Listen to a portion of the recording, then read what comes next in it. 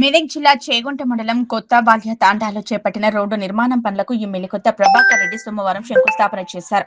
ఈ సందర్భంగా గ్రామంలో ఏర్పాటు చేసిన సమావేశంలో ఆయన మాట్లాడారు. తాండాలకు మెరుగైన రవాణా సౌకర్యాలు కల్పించడమే కాకుండా వాటిని సర్వతోముఖాభివృద్ధి చేయడమే లక్ష్యంగా తాము పనిచేస్తున్నామన్నారు. శంకుస్థాపన అనంతరం ఎమ్మెల్యే గ్రామస్తులతో మాట్లాడి తాండాలో నెలకొన్న పలు సమస్యలను ప్రజల్లో ఆయన దృష్టికి తీసుకురాగా వాటిని పరిష్కరించాలని అక్కడికక్కడే అధికారులకు సూచించారు. ముఖ్యంగా గ్రామంలో కొనసాగుతున్న డ్రైనేజీ పనులను త్వరితగతిన పూర్తి చేసి ప్రజలకు ఇబ్బందులు లేకుండా చూడాలని అధికారులను ఆదేశించారు.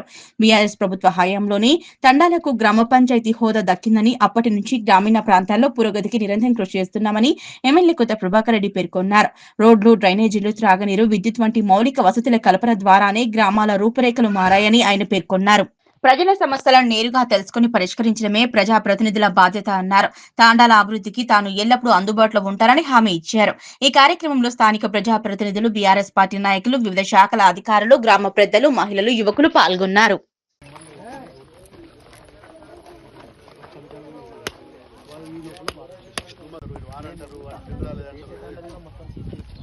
ఫస్ట్ టైం కాబట్టి సైలెంట్గా నీకు మంచి మర్యాద చెప్తాను.